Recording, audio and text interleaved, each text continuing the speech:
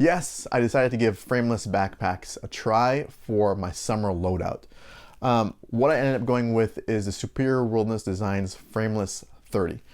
And before you ask, yes, I purchased this myself with my own money. No one gave me anything for this. This is something that I just wanted to try myself, so I made a purchase. One nice thing about purchasing from Superior Wilderness Designs is they're based out of Michigan, and it's just the guy and his wife. I believe his name is Brandon, and they're just kind of working out of their, I believe, their home, and he just kind of makes these backpacks.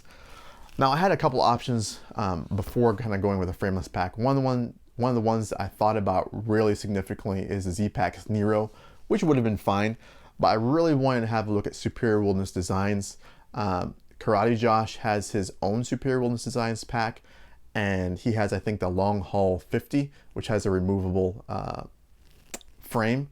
But I opted for the frameless 30 just because I'm carrying lighter loads in the summer and I want to go ultralight in the summer, and so here it goes. I think personally it looks pretty awesome. I chose the red material for the straps as well as the side pockets and the bottom as well. It weighs stripped down 11.5 ounces. Mine weighs 13.7 ounces, and that's because you can customize this thing really pretty much anything you want. And so what I added, of course, is what kind of came with it. It came with trekking pole loops. It came with a removable hip belt. It came with a front compression cord, as well as what I ended up going with is I asked for a Palante style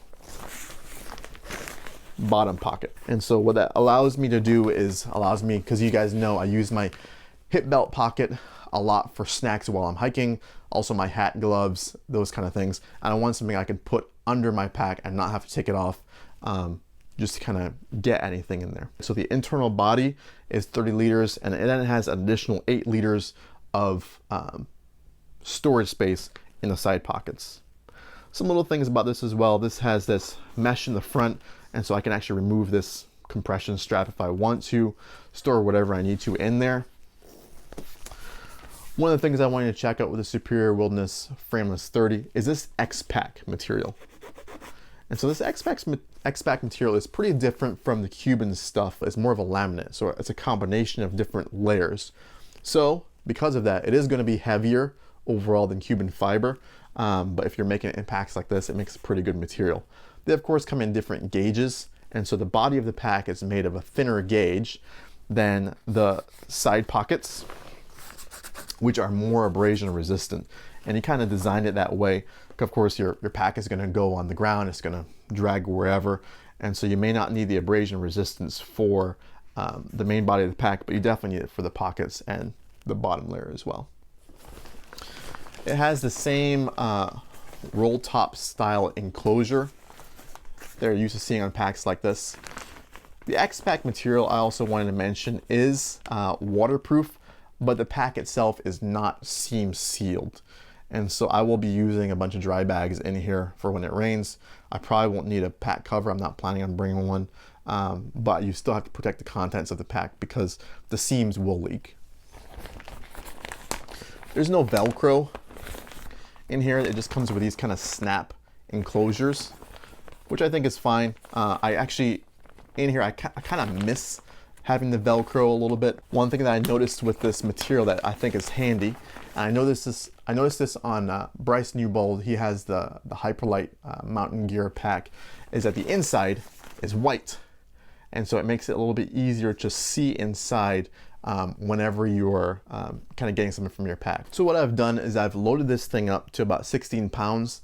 The weight capacity is about 18 to 20 pounds. I've noticed at 16 pounds, I'm completely comfortable. When I tried upward of 18 pounds, adding some more water, I really had to be more cognizant of how I was balancing the pack out.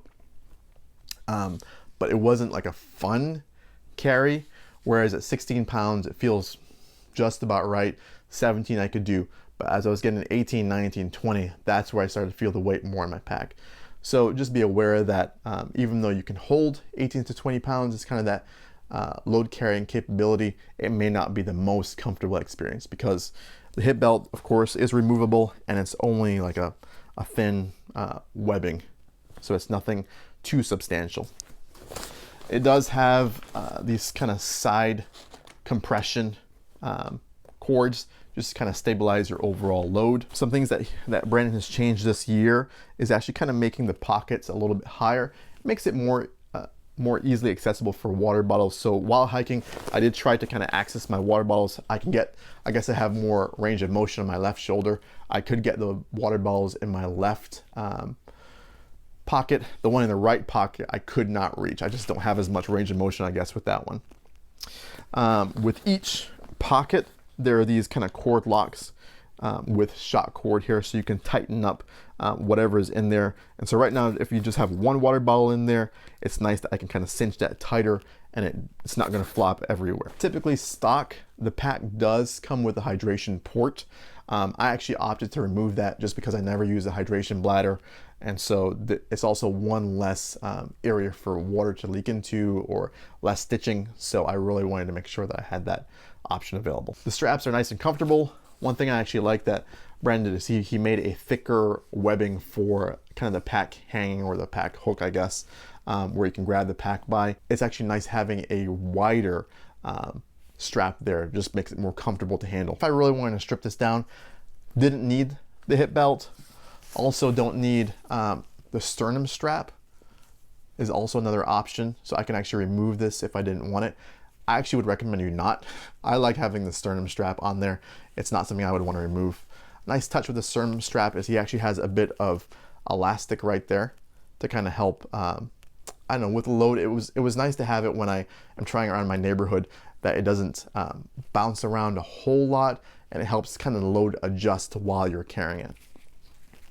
Of course, they have these daisy style looping for the sternum strap, so you can adjust it depending on how tall you are. I should mention this is kind of one size fits all. There's no measurement for anything. You just kind of purchase it and it works. I mean, I'm 6'1", about 215 pounds, and this works fine for me. One thing I can tell that I'm gonna miss is having that ventilation in the back, and so you guys who follow the channel know that I use the Z-Packs Arc Hull, and so having that against my back is gonna be an adjustment. Also, I'm noticing with these frameless packs, it's really important how you pack, because anything that I do where I'm gonna make an area at the back here kind of bulge with like shoving a sleeping bag in there or shoes or whatever it is, you are gonna feel against your back. Now I could put a foam pad here, but I haven't found that necessary. Once I'm aware of packing kind of in this, making sure I have a vertical column here, it's been fine and it's been no issue at all. And so I don't think I'll have a problem with my summer loadout packing this thing appropriately. But be aware that I think packing is very important, and making sure that your overall loadout is pretty stripped down to exactly what you need. So this is why this is going to be my summer pack. I don't anticipate it replacing the Z-Packs Arc Hull for the other 3 seasons, especially not winter, just because my winter loadout is nowhere near what this carrying capability is and space in this pack. My favorite feature at the bottom is probably this bottom pocket. I've been trying it out and it's been just awesome.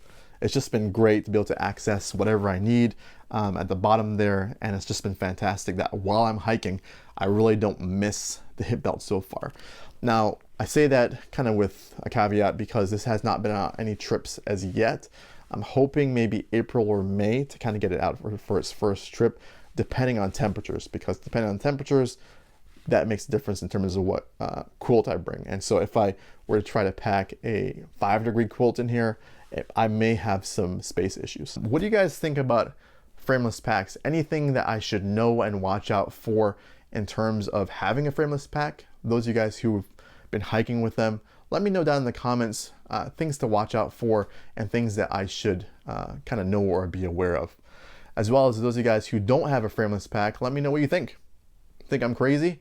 Think this is something that is not going to be worthwhile? I guess we'll find out together whether or not this will work for me in the summer. Thanks for watching, guys. Peace.